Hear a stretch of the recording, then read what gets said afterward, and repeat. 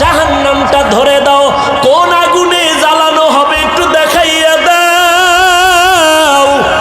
কেমন আগুনে এই নাফরমান বেঈমানটারে আমি জ্বালাবো, জাহান্নামটা দেখাইয়া দাও।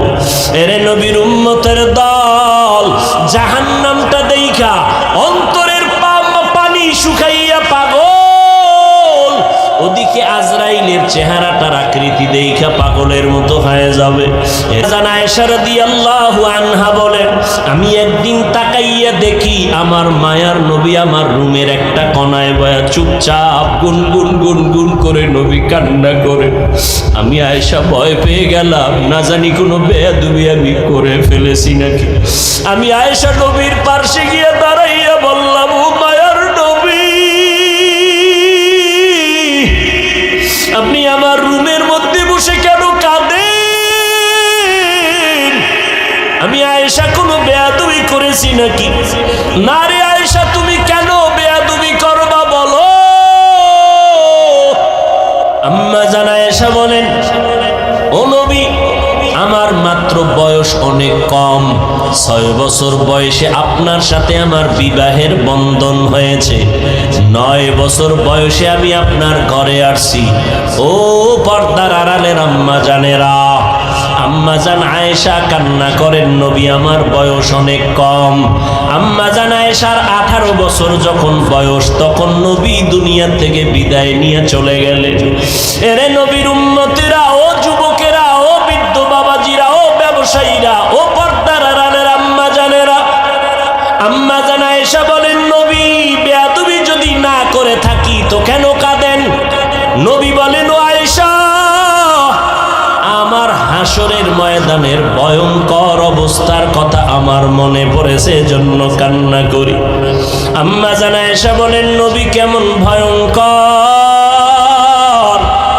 ও যুবক, পাও দুইটা আগাইয়া দাও, যদি বলো কোরআন মিথ্যা একটা প্রমাণ দাও, আমি এখন দাড়ি ফালাই দিব, নামাজ রোজা টুপি দাড়ি ফালাইয়া প্যান্ট শার্ট পরে চলবো। কিন্তু আজও পর্যন্ত 1500 বছর হয়ে গেল, একটা ভুল কেউ বের করতে পারে নাই, বরং শত লক্ষ লক্ষ বিধর্মীরা কালেমা পড়ে মুসলমান হয়ে গেল। ওই আল্লাহর কোরআন সত্য, কোরআনে জান্নাতের বয়ান আছে, জাহান্নামের বয়ান আছে, তাও সত্য। কে জান্নাতে যাবে, কে জাহান্নামে যাবে, তাও আল্লাহ বয়ান করেছেন, সত্য, কোনো মিথ্যা নাই। আল্লাহ নিজেই তো চ্যালেঞ্জ দিয়েছেন, একটা ভুল পারলে বের করে দাও কোরআনে, আমরা আর আল্লাহর কথা বলবো না, নামাজ পড়বো না, দাড়ি রাখবো না। কিন্তু না, ও যুবক, আমার মাওলার কথা সব সত্য, আমার মায়ার নবীর কথা সব সত্য। কারণ আমার নবী কেমন মায়ার নবী, 63 বছর জীবনে নবী একটা মিথ্যা কথাও বলেন নাই। কেমন মায়ার নবী আমার, ওই নবীর কথা মিথ্যা হতে পারে না রে বাবা। আল্লাহর নবী বলেন, আয়েশা, কিয়ামতের দিন সবাই উলঙ্গ হাসরের ময়দানে উঠবে, যেই নবীদের কোনো গুনাহ নাই, হাসরের ময়দানটা এমন অবস্থা হবে, সূর্যটা নিচে নেমে আসবে, ওদিক দিয়া জাহান্নামের আওয়াজ, আবার আমার আল্লাহ পাকের কাহারিয়াতের আওয়াজ।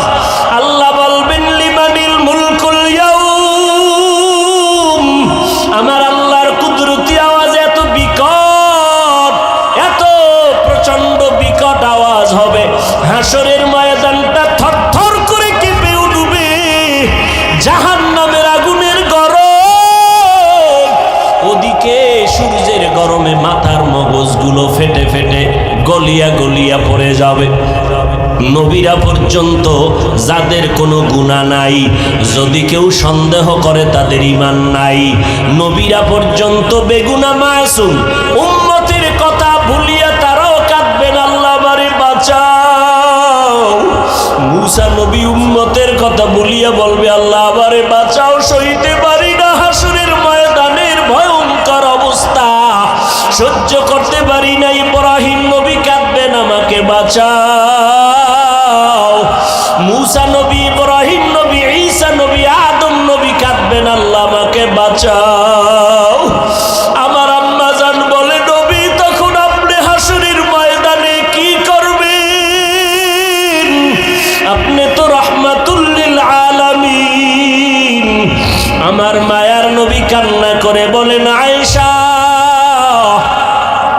সময় আমি উম্মতের ভুলে যাব না রে আয়েশা।